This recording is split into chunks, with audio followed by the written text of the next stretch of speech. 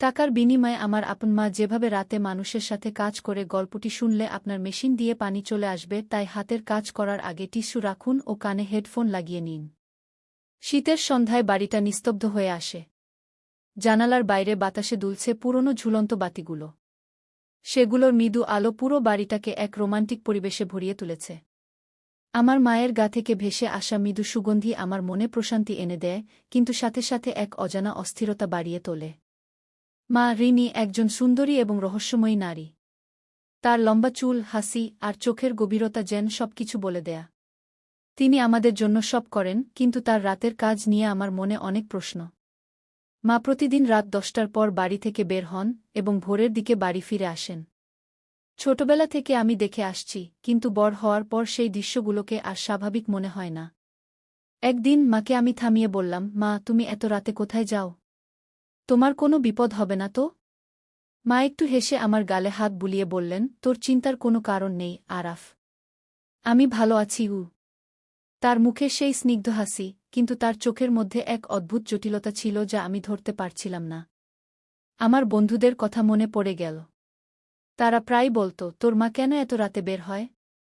কিছু কি লুকাচ্ছে? তাদের কথাগুলো আমার মনের মধ্যে এক একটা সন্দেহ বুনতে শুরু করে। একদিন এক বন্ধু বলল, আরাফ, তোর মাকে আমি রাত 2টোর দিকে একটা পুরনো বিল্ডিংয়ের সামনে দাঁড়িয়ে থাকতে দেখেছি। একা। সেই রাতের পর থেকে আমি মায়ের পিছু নিতে শুরু করি। তার বের হওয়ার সময় আমি তার পেছনে পেছনে সড়ক ধরে হাঁটতে থাকি। শীতের ঠান্ডা বাতাস এবং শহরের নিঃশব্দ রাত, সবকিছু যেন আমাকে আরও বেশি টেনে নিচ্ছিল অজানা জটিলতার দিকে। মা যে পথ ধরে চলেন সেটি অনেক পুরনো এবং নির্জন। গলির মোড়ে এসে তিনি একটি কফি শপের পাশে দাঁড়ালেন, আর আমি লুকিয়ে দেখছিলাম। হঠাৎ মায়ের মুখে অদ্ভুত এক উদ্বেগ ফুটে উঠল। আমি লক্ষ্য করলাম তার পেছনে একটি কালো রঙের গাড়ি ধীরে ধীরে এগিয়ে আসছে। মায়ের হাতের মোবাইল ফোনটা বারবার বাজছিল, কিন্তু তিনি ফোনটা ধরছিলেন না। আমি ছায়ার আড়াল থেকে সব দেখছিলাম। সেই মুহূর্তে মনে হলো মাকে কিছু বলতে যাব, কিন্তু গাড়ির ভিতর থেকে একজন অপরিচিত লোক নেমে এলো। লোকটি মায়ের দিকে এগিয়ে গেল এবং তারা কি যেন কথা বলতে লাগল। আমি কিছুই শুনতে পাচ্ছিলাম না, কিন্তু তার ভঙ্গিমা দেখে মনে হচ্ছিল কথাগুলো খুব জরুরি এবং তীব্র।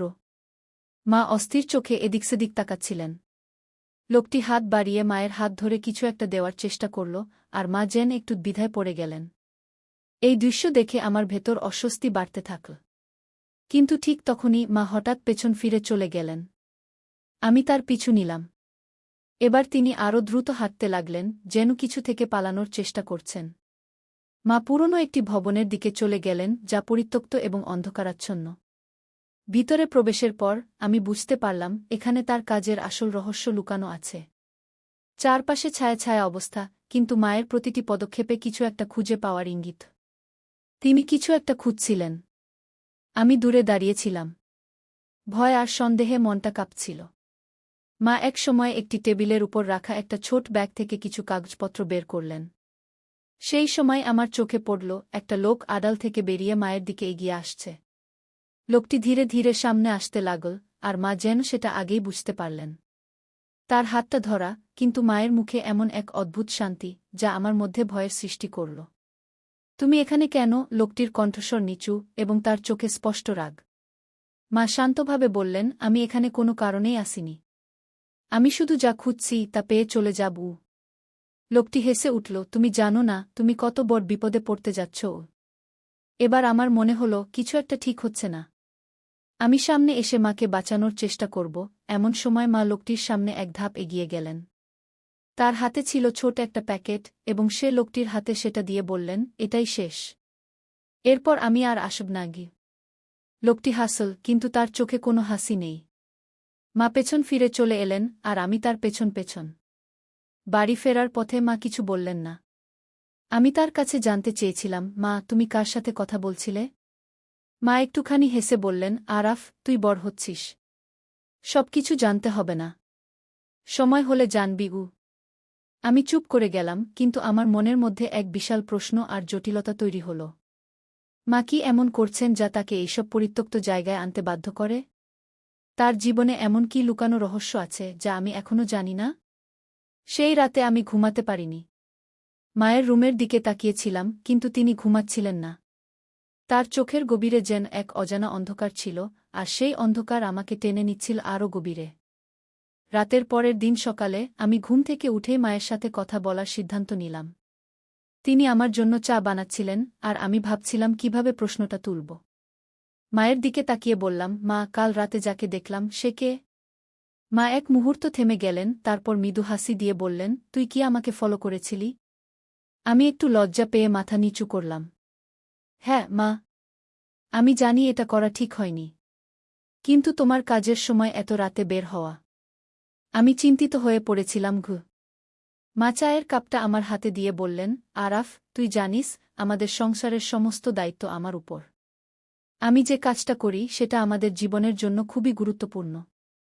কিন্তু সবকিছু জানার সময় এখনো হয়নি। তুই আমার উপর বিশ্বাস রাখতে পারিস? তার কথা শুনে আমি আরও বেশি দ্বিধায় পড়ে গেলাম। কিন্তু মা, তোমার ওই কাজের জন্য যদি কিছু হয়? তুমি এত রাতে কোথায় যাও? মা চুপ করে আমার চোখের দিকে তাকালেন। তুই যা ভাবছিস তেমন কিছু নয়। তবে আমার কাজটা সহজ নয়, আর আমাকে সতর্ক থাকতে হয়। তুই কিছু না জেনে এত চিন্তা করিস না। সব ঠিক হয়ে যাবে।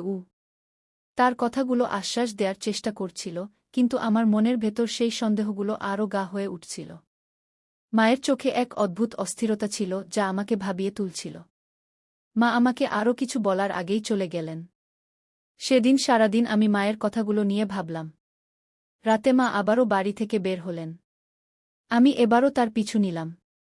আগের মতোই মা পুরনো সেই গলির দিকে রওনা হলেন, কিন্তু আজকে তিনি আরও দ্রুত চলছিলেন। আমি দূর থেকে তাকে ফলো করতে থাকলাম। এইবার আমি আরও সতর্ক হয়ে থাকলাম যেন মা আমাকে না দেখতে পারেন। মা যখন সেই পুরনো বিল্ডিংয়ে ঢুকলেন, আমি আরও কাছে গিয়ে দাঁড়ালাম। সেই সময় দেখতে পেলাম মা একজন মহিলার সাথে কথা বলছেন। তাদের মুখের ভাব দেখে মনে হল তারা অনেক গুরুত্বপূর্ণ বিষয়ে আলোচনা করছেন। আমি কিছুই শুনতে পাচ্ছিলাম না, কিন্তু মহিলাটি মায়ের হাতে কিছু একটা তুলে দিলেন। মা সেই জিনিসটা নিলেন, আর তারপর ধীরে ধীরে সেখান থেকে বেরিয়ে আসতে শুরু করলেন। আমি তখনও কিছু বুঝে উঠতে পারিনি। আমার মনে সন্দেহ বাড়ছিল, কিন্তু আমি তখনও বুঝতে পারছিলাম না মায়ের কাজটা আসলে কি। একসময় আমি মায়ের পিছু নিয়ে যখন বাড়ির দিকে রওনা দিলাম, মায়ের হাতে ধরা প্যাকেটটা আমার নজরে এল। সেটা একটা ছোট ধাতব বাক্সের মতো, যার গায়ে অদ্ভুত চিহ্ন আঁকা। বাড়িতে ফিরে এসে মা সেই বাক্সটা তার রুমে রেখে দিলেন। সেদিন রাতে আমি ঘুমাতে পারলাম না। মায়ের রুমের বাইরে দাঁড়িয়ে শুনতে পেলাম তিনি কারো সাথে কথা বলছেন। তার কণ্ঠস্বরে উদ্বেগ ছিল। তিনি বলছিলেন, আমি আর বেশিদিন লুকিয়ে রাখতে পারব না। আরাফের সন্দেহ বাড়ছে। আমাদের কিছু একটা করতে হবে। আমার শির দ্বারা বেয়ে ঠান্ডা স্রোত বইতে লাগল। মা আমার সম্পর্কে কি বলছেন? আমি তার উপর নজর রাখছি সেটা তিনি জানেন। কিন্তু কি এমন লুকাচ্ছেন তিনি যা আমাকে বলার সাহস পাচ্ছেন না? পরের দিন সকালে আমি মায়ের কাছে গিয়ে জানতে চাইলাম, মা, তোমার রুমে রাখা ওই ধাতব বাক্সটা কি? মা একটু চমকে গেলেন। তিনি কিছুক্ষণ আমার মুখের দিকে তাকিয়ে রইলেন। তারপর মৃদু হেসে বললেন, ওটা তোর জন্য একটা উপহার। কিন্তু এখনই খোলার সময় হয়নি। কিন্তু মা, তুমি কিছু লুকাচ্ছ, আমি দৃঢ়ভাবে বললাম। মা তার হাতটা আমার কাঁধে রাখলেন। আরাফ, তুই শুধু জানবি আমি তোদের জন্য সব করছি। সময় এলে সব বলবো। কিন্তু এখন আমাকে বিশ্বাস করতে শিখ। আমি চুপ করে গেলাম। তার চোখে ছিল এক ধরনের স্নেহ, কিন্তু তার ভেতরে লুকানো ছিল গভীর কিছু, যা আমার জানা উচিত ছিল। সেই রাতে আমি আবারও তার পিছু নিলাম। এবার আমি পুরোপুরি প্রস্তুত ছিলাম মায়ের আসল রহস্য জানার জন্য। পথে মাকে আমি দেখলাম, তিনি কাঁধে সেই ধাতব বাক্সটা নিয়ে রওনা দিয়েছেন। আজকের রাতেই আমি জানতে পারব মায়ের জীবনের রহস্য। সেদিন রাতে আমি ধীরে ধীরে মায়ের পিছু নিলাম। তার হাতে ধাতব বাক্সটা দেখছিলাম, আর আমার মনের মধ্যে নানা ধরনের প্রশ্ন ঘুরছিল। মায়ের আসল উদ্দেশ্য কি? তিনি কি এমন কাজ করছেন যা আমাকে বলছেন না? গলির মধ্যে ঢুকে মা এবার অন্য পথ ধরলেন। আমি দেখলাম তিনি আরও দূরে শহরের পুরনো এলাকায় যাচ্ছেন। জায়গাটা বেশ অন্ধকার আর ভৌতিক ছিল, চারপাশে পুরনো বাড়ি আর ভাঙাচোরা দেওয়াল। আমি নিজেকে লুকিয়ে মাকে অনুসরণ করতে লাগলাম। একটা সরু রাস্তায় পৌঁছে মা থামলেন। আমি লুকিয়ে থাকলেও দেখতে পেলাম মা সেই ধাতব বাক্সটা খুললেন, আর তার ভেতর থেকে একটা ছোট পেপার বের করলেন। কাগজের উপর অদ্ভুত চিহ্ন আঁকা ছিল যা আমি আগে কখনো দেখিনি। মা সেই কাগজটা নিয়ে বাড়ির ভাঙা দেয়ালের সামনে দাঁড়িয়ে কিছু বলছিলেন। আমি কিছু শুনতে পাচ্ছিলাম না, কিন্তু তার মুখে দুশ্চিন্তা স্পষ্ট ছিল। হঠাৎ করেই দেয়ালের ফাটল থেকে এক ধরনের আলোর ঝলকানি বের হতে শুরু করল। আমি হতবাক হয়ে তাকিয়ে রইলাম। সেই দেয়ালের ভেতর থেকে যেন এক ধরনের পথ বেরিয়ে আসছিল।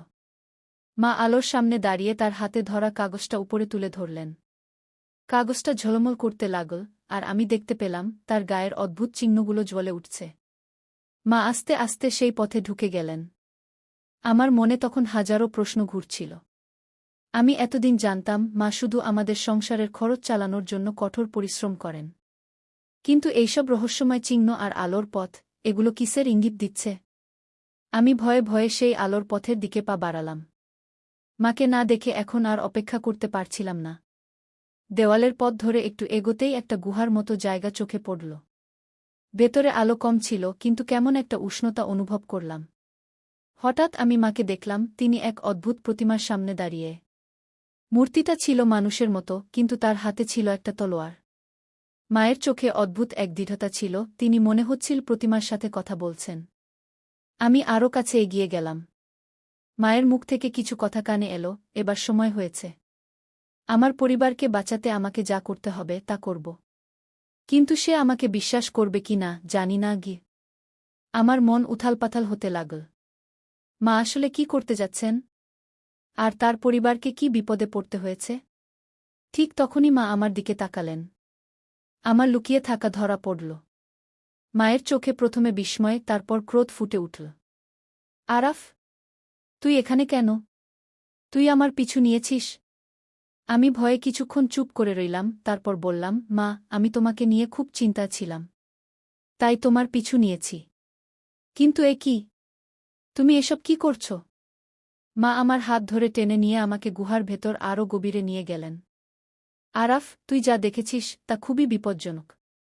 আমি তোকে এ বিষয়ে কিছু জানাতে চাইনি, কারণ তুই তখন বিপদে পড়তে পারিস।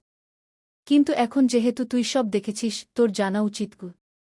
তারপর তিনি ধাতব বাক্সটা খুলে একটা মানচিত্র বের করলেন। মানচিত্রের উপর অদ্ভুত চিহ্নগুলো জ্বলজ্বল করছিল। তিনি বললেন, এই মানচিত্রটা আমাদের পরিবারের একটা প্রাচীন ধন। এটা দিয়ে আমরা এক অতিপ্রাকৃত শক্তি নিয়ন্ত্রণ করতে পারি, যা আমাদের রক্ষা করতে পারে। কিন্তু এটার জন্য আমাদের একটা কঠিন পরীক্ষার মধ্যে দিয়ে যেতে হবে। আমি কিছুটা অবাক হয়ে বললাম, কিন্তু মা, তুমি এসব কি বলছ? এটা কেমন শক্তি? মা বললেন, আমাদের পূর্বপুরুষদের সময় থেকে এই শক্তি আমাদের পরিবারের মধ্যেই আছে। কিন্তু একদল মানুষ আছে যারা এই শক্তিটাকে নিজেদের জন্য ব্যবহার করতে চায়। আমি আর তোর বাবা মিলে বহুদিন ধরে এই শক্তিটাকে রক্ষা করার চেষ্টা করেছি। কিন্তু এখন সেই শক্তিকে ব্যবহার না করলে আমরা বিপদে পড়তে পারি। আমি তার কথা শুনে বিভ্রান্ত হয়ে গেলাম। কিন্তু বাবা তো অনেক আগে মারা গেছে, তাই না? মা একদম চুপ হয়ে গেলেন। তোর বাবার মৃত্যুর পিছনেও সেই শক্তির জন্যই ছিল। তারা আমাদের পিছনে লেগে আছে, আর এখন তুইও তাদের লক্ষ্য হতে চলেছিস গিয়ে। আমার মনে শিরশিরে ভয় শুরু হল। মা আমাকে এক অজানা বিপদের মুখোমুখি এনে দিয়েছেন। আমি জানি না এ থেকে কিভাবে বের হওয়া যাবে। গুহার অন্ধকারে মায়ের সাথে আমি দাঁড়িয়ে আছি। চারপাশে ঠান্ডা বাতাস বইছে, আর তার মধ্যে আমার হৃদস্পন্দন যেন স্পষ্ট শোনা যাচ্ছে। মায়ের চোখে গভীর চিন্তার ছায়া দেখছি, যেন তিনি কি বলবেন বুঝতে পারছেন না। তিনি কিছুক্ষণ চুপ থেকে বললেন, আরাফ, তুই যা জানিস সেটা পুরোটা নয়। তোর বাবাকে আমরা অনেকদিন ধরে মৃত বলে বিশ্বাস করতে বাধ্য করেছি। কিন্তু আসলে সে এখনও বেঁচে আছে। আমি বিস্ময়ে তাকিয়ে রইলাম। কি বলছ মা? বাবা বেঁচে আছে? তাহলে এতদিন কেন আমরা কিছু জানতাম না? মা একদম শান্ত গলায় বললেন, তোর বাবা আর আমি একসাথে কাজ করছিলাম এই শক্তিকে রক্ষা করার জন্য। কিন্তু সেই শক্তি রক্ষার পথ ছিল খুবই বিপজ্জনক। আমাদের শত্রুরা তোর বাবাকে ধরে নিয়ে যায়, আর সে তখন থেকে গোপন একটা জায়গায় বন্দী। আমি তার সন্ধান করতে গিয়ে আজ এতদূর পৌঁছেছি। আমার মাথায় যেন হাজারো প্রশ্ন ঘুরছিল। কিন্তু মা, তুমি এতদিন এই কথা গোপন রাখলে কেন? আমাকে জানাতে পারতে। মা দীর্ঘশ্বাস ফেললেন। আমি জানতাম তুই তখন ছোট ছিলি। আর তুই যদি তোর বাবার জন্য খোঁজাখুঁজি করতে শুরু করতিস, তাহলে তোকে ওরা সহজেই ধরে ফেলতে পারত। আমি এটাই চেয়েছিলাম না গিয়ে। আমার মনের ভেতর দ্বিধা আর উদ্বেগ উথালপাথাল করতে লাগল। কিন্তু মা, এখন আমরা কি করব? মা তার হাত বাড়িয়ে মানচিত্রটা তুলে ধরলেন। এই মানচিত্রই আমাদের একমাত্র আশা। এটা তোর বাবার দেওয়া, আর এর মাধ্যমে আমরা সেই জায়গায় পৌঁছাতে পারব যেখানে তাকে বন্দি রাখা হয়েছে গিউ। তখন আমি মাকে বললাম, আমি তোমার সাথে যাব মা। তুমিই তো বলেছ আমিও এখন বিপদে পড়তে পারি। তাই আমি তোমার পাশে থাকব। মা এক মুহূর্ত আমার দিকে তাকালেন, তার চোখে মমতার ছায়া। ঠিক আছে আরাফ, তুই যদি আমার সাথে থাকতে চাস তবে সাবধান। শত্রুরা আমাদের প্রতিটি পদক্ষেপেই নজর রাখছে গি। তারপর আমরা মানচিত্র অনুযায়ী চলতে শুরু করলাম। গুহার গভীরে যাওয়ার পথে আমি দেখলাম চারপাশের দেয়ালে অদ্ভুত চিহ্ন আঁকা আছে। চিহ্নগুলো দেখে আমার মনে হল এগুলো যেন কোনো পুরনো রহস্যের সংকেত। মা বললেন, এই সংকেতগুলো আমাদের পথ দেখাচ্ছে। আমরা এগুলো অনুসরণ করেই এগোব। আমরা গুহার আরও গভীরে এগোতে থাকলাম, আর চারপাশের পরিবেশ ক্রমেই ভয়াবহ হয়ে উঠতে লাগল। আমাদের চলার পথে পাথরের আড়ালে অদ্ভুত আওয়াজ হচ্ছিল, যেন কেউ আমাদের অনুসরণ করছে। আমি মাকে বললাম, মা, মনে হচ্ছে কেউ আমাদের পিছু নিচ্ছে গিয়ে। মা মাথা নেড়ে বললেন, হ্যাঁ, ওরা আমাদের আস্তে আস্তে ঘিরে ফেলছে। আমাদের দ্রুত চলতে হবে গু। আমরা দৌড়ে চলতে লাগলাম, আর গুহার ভেতর অন্ধকার আরও ঘন হতে লাগল। সামনে একটা পাথরের দরজা চোখে পড়ল। মা দরজার সামনে দাঁড়িয়ে পকেট থেকে একটা পুরনো চাবি বের করলেন। দরজার তালায় চাবিটা ঢুকিয়ে ঘুরাতেই একটা গম্ভীর শব্দে দরজাটা খুলে গেল। ভেতরে ঢুকে আমি দেখলাম একটা বড় হোল ঘর। দেওয়ালের চারপাশে মশাল জ্বলছে, আর ঘরের মাঝখানে একটা বড় বেদি। মায়ের হাত থেকে কাগজটা আলোকিত হয়ে উঠল, আর বেদির উপর একটা রহস্যময় প্রতীক ফুটে উঠল। মা কাগজটা বেদির উপর রাখলেন। তারপর তিনি বললেন, এই প্রতীকটা খুললে আমরা পরের পথটা দেখতে পাব, যেখানে তোর বাবা বন্দী গু। হঠাৎ করে বেদির উপর থেকে ধোঁয়ার কুণ্ডলী বেরিয়ে আসতে শুরু করল। ঘরের মধ্যে এক অদ্ভুত বাতাস বইতে লাগল, আর চারপাশের আলো ঝলমল করতে থাকল। আমার মন কেমন এক ধরনের শিরশিরে অনুভূতি পেল, যেন কিছু বড় ঘটনা ঘটতে চলেছে। মা আমার হাত ধরে বললেন, আরাফ, শক্ত হয়ে থাক। আমরা যে পথে চলছি সেটা খুবই কঠিন। কিন্তু তুই আমার পাশে থাকলে আমি নিশ্চিত আমরা আমাদের লক্ষ্যে পৌঁছাতে পারব গু। গুহার গভীরে আমাদের যাত্রা ক্রমশ বিপজ্জনক হয়ে উঠছিল। প্রতিটি পদক্ষেপেই মনে হচ্ছিল যেন আমরা কোনো ফাঁদের মধ্যে পড়তে যাচ্ছি। মা আমার হাত শক্ত করে ধরে এগিয়ে চলছিলেন, আর আমি তার প্রতিটি নির্দেশ মেনে চলছিলাম। আমাদের সামনে একটা সংকীর্ণ পথ, আর তার শেষে ঝকঝকে সাদা আলো। মা বললেন, এখানেই সেই স্থান। আলোটা দেখছিস? ওখানেই ওরা তোর বাবাকে বন্দি করে রেখেছে। আমাদের খুব সাবধানে এগোতে হবে। আমরা ধীরে ধীরে আলোর দিকে এগোলাম। আলোটা তীব্র হতে শুরু করল, যেন চোখে লাগছিল। আমি মাকে বললাম, মা, এত তীব্র আলো কেন? এর মানে কি আমাদের বিপদের মধ্যে ফেলতে চাইছে? মা বললেন, এই আলোটা আমাদের দৃষ্টিভ্রম করাতে পারে। কিন্তু মনোযোগ রাখ, আরাফ। আমরা যদি সঠিক পথে চলি তবে আমাদের কিছুই হবে না গিয়ে। আমরা আলোর মধ্য দিয়ে পা বাড়ালাম, আর হঠাৎ করেই চারপাশের সবকিছু কেমন অদৃশ্য হয়ে গেল। আমাদের পায়ের নিচে মাটি যেন ফাঁকা হয়ে যেতে লাগল। আমি মায়ের হাতটা আরও শক্ত করে ধরলাম। মা কাগজটা সামনে তুলে ধরলেন, আর অদ্ভুত শব্দ করে সেটি থেকে এক ধরনের আলো বেরিয়ে আসতে লাগল। আলোটা আমাদের চারপাশে ঢেকে রাখল, যেন কোনো প্রতিরক্ষা বলয়ের মতো। আলোর মাঝখানে আমরা দেখতে পেলাম একটা পাথরের কক্ষ, আর তার মাঝে একটি কাচের খাঁচা। সেই খাঁচার ভেতরে একজন লোক বন্দী। মা দ্রুত ছুটে গেলেন, আর আমি তার পিছু নিলাম। মাকে দেখে লোকটি তার হাত বাড়িয়ে বলল, তুমি এসেছ। এতদিন পরে আমি ভেবেছিলাম আর কখনো দেখব না গি। মা কান্নাজড়িত কণ্ঠে বললেন, হ্যাঁ, আমি এসেছি। কিন্তু তোরাও আমার আর আরাফের পিছু নিয়েছ, আমি তা জানি গু। মায়ের কথায় আমি কিছুটা অবাক হলাম। মা, তুমি কি বলছ? মা তখন বললেন, তুই এখনও জানিস না আরাফ। তোর বাবা আর আমরা শুধু একজন দম্পতি নই, আমরা এই শক্তির রক্ষক। এই শক্তি যা আমাদের রক্ষা করে এবং যা আমাদের এই পথের নির্দেশ দেয়া, সেটার পিছনে অনেক শক্তি এবং শত্রু আছে গি। ঠিক তখন ঘরের চারপাশে ধোঁয়া জমতে শুরু করল। আমরা দেখলাম ধোঁয়ার মধ্যে থেকে ছায়ামূর্তি বেরিয়ে আসছে। মা আমাকে বললেন, এই ছায়ারা আমাদের পথ রুদ্ধ করবে। তুই আমার পাশে থাকিস, আর আমাদের শক্তি এক করে এগোব গু। আমি মায়ের হাত ধরে শক্ত করে দাঁড়ালাম। মা তার পকেট থেকে আরেকটা ছোট দণ্ড বের করলেন, যেটা থেকে ঝলমলে আলোর রশ্মি বের হতে লাগল। আমি বিস্মিত হয়ে মাকে দেখলাম, এটা কি মা? মা বললেন, এটা আমাদের পূর্বপুরুষদের দেওয়া একটি অস্ত্র। এর সাহায্যে আমরা এই ছায়াদের মোকাবিলা করতে পারব। আমরা আলোর রশ্মি দিয়ে ছায়াদের দূরে সরানোর চেষ্টা করছিলাম। একের পর এক ছায়া আমাদের আক্রমণ করতে আসছিল, আর মা তাদের প্রতিহত করে আমাদের সামনে পথ খুলছিলেন। আমাদের এক মুহূর্তও দেরি করা চলবে না, কারণ প্রতিটি পলেই আমাদের জীবন ঝুঁকির মুখে ছিল। আমরা ধীরে ধীরে খাঁচার কাছে পৌঁছালাম। মা দ্রুত খাঁচার তালা খোলার চেষ্টা করছিলেন। কিন্তু তালা এতই শক্ত ছিল যে সহজে খুলছিল না। আমি তখন মায়ের হাতে সাহায্য করলাম, আর একসময় খাঁচাটা খুলে গেল। বাবাকে আমরা বাইরে বের করলাম, কিন্তু ঠিক তখনই পেছন থেকে এক তীব্র আওয়াজ শোনা গেল। পেছনে তাকিয়ে দেখি আমাদের শত্রুরা সামনে দাঁড়িয়ে। তাদের চোখে এক অদ্ভুত দৃষ্টিভঙ্গি, যেন তারা কিছুতেই আমাদের ছাড়বে না। মা আমাকে বললেন, আরাফ, তুই তোর বাবাকে নিয়ে দৌড়া।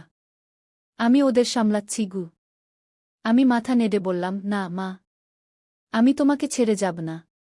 আমরা একসাথে লড়াই করব। মা আমার দিকে তাকিয়ে বললেন, ঠিক আছে আরাফ, আমাদের একসাথে এই শক্তিকে রক্ষা করতে হবে। তোর বাবাকে আমাদের ঘরে ফিরিয়ে নিয়ে যেতে হবে গু। আমরা একসাথে দাঁড়ালাম, আর আলোর রশ্মি দিয়ে শত্রুদের প্রতিহত করতে শুরু করলাম। আমাদের সামনে ছিল এক চূড়ান্ত যুদ্ধ, আর আমরা জানতাম আমাদের জিততেই হবে। কারণ এই জয় ছিল শুধু আমাদের পরিবারের নয়, আমাদের পূর্বপুরুষদের সম্মান রক্ষার। বন্ধুরা, যদি আমাদের এই গল্পটি ভালো লাগে তাহলে আমাদের চ্যানেলটি সাবস্ক্রাইব করুন এবং ভিডিওতে একটি লাইক কমেন্ট করে সাথেই থাকুন।